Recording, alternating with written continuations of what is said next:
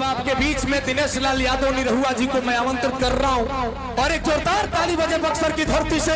नाम क्या क्या है तेरे शहर में मुंबई से निरहुआ आया है, बोल इंतजाम क्या क्या है। निरहुआ रिक्शा वाला, निरहुआ रिक्शा। नमस्कार दोस्तों आज हम बात करने वाले हैं भोजपुरी इंडस्ट्री के रियल सुपरस्टार के बारे में। जी हाँ दोस्तों, आज हम बात करने वाले हैं दिनेश लाल यादव उर्फ निरहुआ के बारे में। दोस्तों निरहुआ एक ऐसे भोजपुरी के सिंगर और एक्टर हैं जो पूरे भोजपुरी के सिंगर और एक्टर से ज़्यादा पढ़े लिखे हैं। और दोस्त निरहुआ एक ऐसे एक्टर है जिनका मूवी कभी भी फ्लॉप नहीं हुआ, जिनका मूवी हमेशा हिट रहा। और दोस्तों निरहुआ एक ऐसे एक्टर है जो कभी भी विवाद में नहीं पड़े। दोस्तों निरहुआ एक ऐसे सुपरस्टार है जो अपने दम पे, अपने स्ट्रगल के और अपने मेहनत के दम पे आगे बढ़े, ना कि किसी दूसरे स्टार की तरह विवाद में आके या किसी को नीचा दिखा के आगे बढ़े। दोस्तों निरहुआ की अगर हम बात करें तो निरहुआ एक ऐसे सुपरस्टार है जो कभी भी विवाद में नहीं आए। जिस तरह से पवन खेसारी हमेशा विवाद में आ जाते हैं, उस तरह से वो कभी भी विवाद में नहीं आए। और दोस्तों निरहुआ एक ऐसे एक्टर हैं जो कभी भी किसी भी हीरोइन के साथ उनका चक्कर नहीं चला। दोस्तों जिस तरह से भोजपुरी में हमेशा चक्कर चल जाता है, पवन सिंह का चक्कर अक्षरा सिंह के साथ चल जाता है, तो खेसारी लाल यादव का चक्कर काजल अगवानी के साथ चल जाता है, उस तरह से किसी भी चक्कर में ये नहीं पड़े।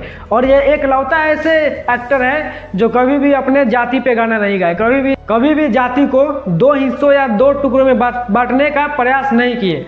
दोस्तों ये एक ऐसे एकलौते एक्टर है। नहीं तो आप किसी भी एक्टर को देख लीजिए, बड़े बड़े सुपरस्टार को देख लीजिए, पवन को देख लीजिए जो जाति पे गाना गाते हैं, खेसारी को देख लीजिए जाति पे गाना गाते हैं, कोई ऐसा नहीं है जो अपनी जाति पे गाना नहीं गाया हो, हर कोई जाति पे गाना गाता है। लेकिन एक लौता ऐसा स्टार है, रियल सुपरस्टार है भोजपुरी का, रियल दिनेश लाल यादव उर्फ निरहुआ, जो कभी भी जाति बात पे गाना नहीं गाए, कभी भी मतलब अपना जाति के दम पे आगे नहीं बढ़े।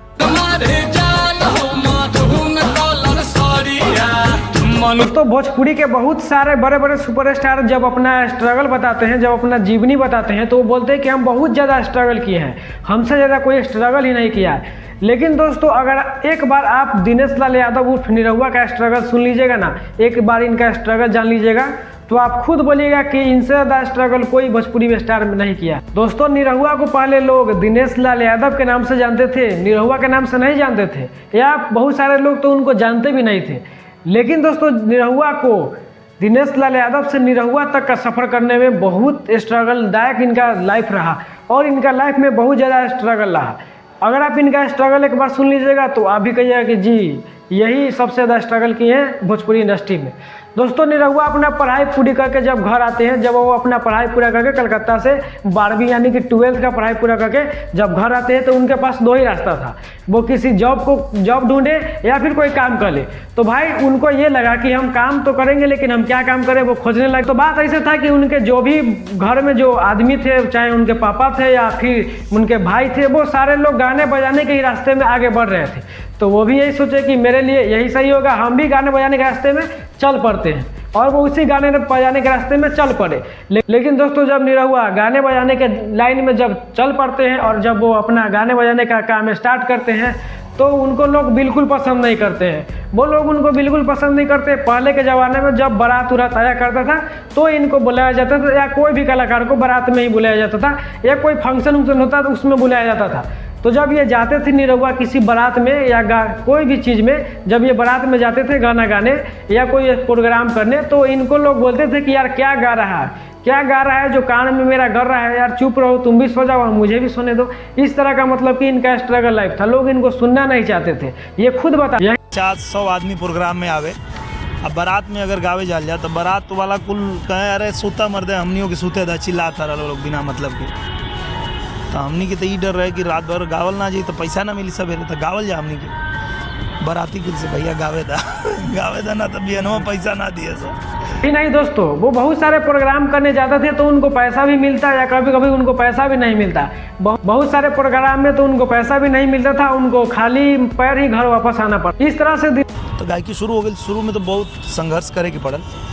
संघर्ष तो इतना रहे कि मतलब समझी कि कहीं प्रोग्राम गावे जाइल और गा बहनी रात भर, सवेरे पैसे नहीं मिलल, पैसा ना मिलल तो पैदले घरे आवे के पड़ल बहुत बार। दिनेश लाल यादव का जो लाइफ होता है वो बहुत दिन तक चलता है। वो बहुत सारे गाना गाते हैं, उनका कोई ध्यान नहीं देता है। लोग बोलते हैं क्या गाएगा, 50-100 आदमी आता था या आदमी नहीं भी आता था उनके शो। दोस्तों दिनेश लाल यादव यानी कि निरहुआ का जो लाइफ था वो उसी तरह से चल रहा था। कभी वो शो में जाते तो 50-100 आदमी आता या वो भी नहीं आता। कभी उनका शो में जाने का पैसा मिलता तो कभी पैसा कोई नहीं देता। वो इसी तरह खुले हाथे खाली हाथे घरे आ जाते थे और इसी तरह से बहुत साल इसी तरह से चला। और